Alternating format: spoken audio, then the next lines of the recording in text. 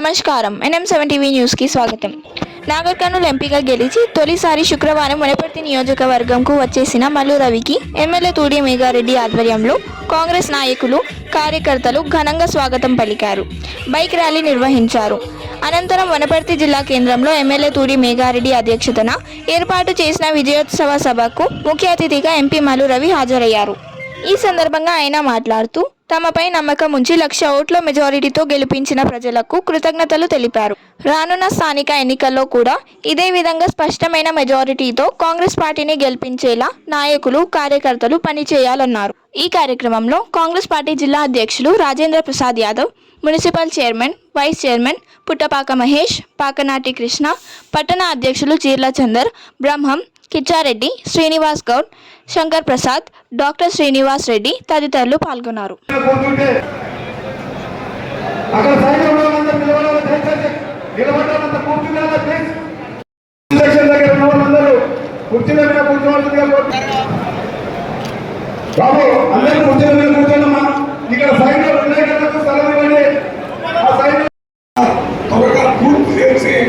ఇక్కడ వెంటనే ఈ సంవత్సరం అకామిడేషన్ లేక వేరే దగ్గర పెట్టి గెలిచిన తర్వాత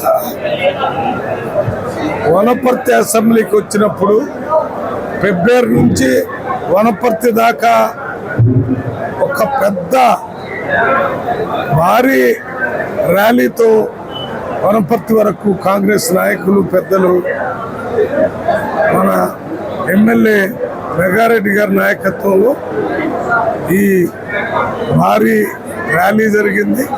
ర్యాలీ తర్వాత ఈ హాల్లో పెద్ద మీటింగు, ఆ మీటింగ్లో మాట్లాడటం కూడా జరిగింది. ఇక్కడ కాంగ్రెస్ కార్యకర్తలు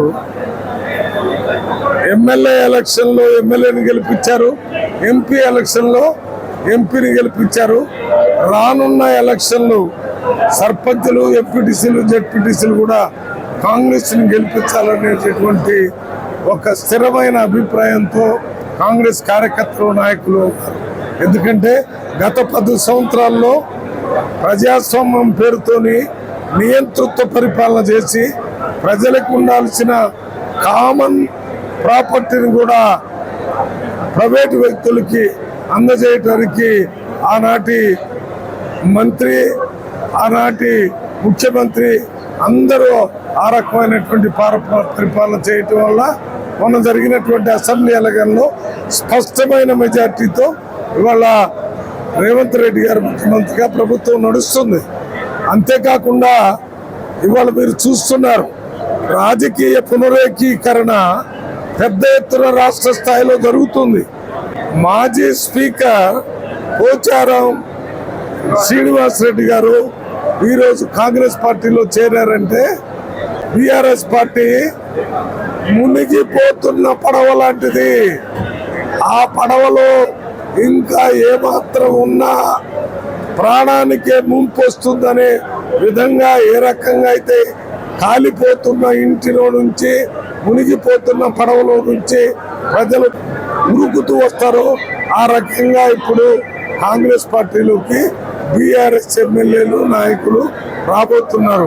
దానికి ఉదాహరణ మొన్న జరిగినటువంటి పార్లమెంట్ ఎన్నికలో ఒక్క సీటు కూడా బీఆర్ఎస్ పార్టీకి రాలేదంటే ప్రజలు బీఆర్ఎస్ పార్టీని వ్యతిరేకించి ఎన్నిక చేయకపోవడమే కాకుండా అసహించుకుంటున్నారు, కోప్పడుతున్నారు. ఎందుకంటే 10 సంవత్సరాల్లో ప్రజాధనాన్ని మొత్తం స్వార్థం కోసం వాడుకున్నారు తప్ప ప్రజలకు ఇవ్వలేదు. ప్రజల్ని ముఖ్యమంత్రి కలవలేదు, ప్రతిపక్షాలను కలవలేదు, మంత్రులను కలవలేదు, ఎమ్మెల్యేలు, ఎంపీలు వాళ్ళ పార్టీ వాళ్ళని కలవలేదు. అటువంటి ముఖ్యమంత్రిని తీసేయాలని పెద్దలు ప్రజలంతా నిర్ణయించుకొని తీసేశారు. ఇప్పుడు ఆ రోజు ఆ ఎన్నికల్లో ఏమన్నా గెలుస్తాడనే ఉద్దేశంతో కొంతమంది ఓట్లు వేస్తే గెలిచినటువంటి 39 మంది ఎమ్మెల్యేల్లో దాదాపు 26-27 మంది ఎమ్మెల్యేలు కాంగ్రెస్ పార్టీలో రావడానికి సిద్ధంగా ఉన్నారు, మాతో టచ్లో ఉన్నారని నేను ఈ మీడియా ద్వారా ప్రజలకు తెలియజేస్తున్నాను.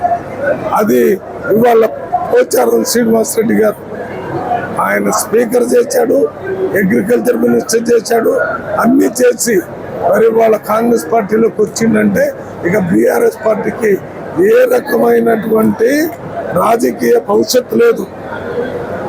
గత చరిత్ర కానీ ఇప్పుడు చరిత్ర ఉండదు. ఎందుకు ఉండదంటే మామూలుగా ఎవరైనా పార్టీలు ఓడిపోతే మళ్ళీ గెలుస్తూ ఉంటారు, కానీ ఈ పార్టీ ఓడిపోతే గెలిచే అవకాశం ఎందుకు లేదంటే అసలు మూల సిద్ధాంతమే లేకుండా నియంత్రిత పరిపాలన చేశారు. కాబట్టి ప్రజలు భారతదేశంలో ఎక్కడైనా నియంతృత్వానికి వ్యతిరేకం, స్వేచ్ఛ స్వతంత్రంలో బతకాలని, ప్రజాస్వామ్య ప్రభుత్వం కావాలి, ప్రజల ప్రభుత్వం కావాలని కోరుకుంటారు. కాబట్టి ఆ పరిస్థితులు చాలా తేట తెల్లంగా ప్రజలు గమనిస్తున్నారు. రానున్న కాలంలో బీఆర్ఎస్ ఖాళీ అవుతుంది, అందరూ కాంగ్రెస్ పార్టీలో చేరతారు.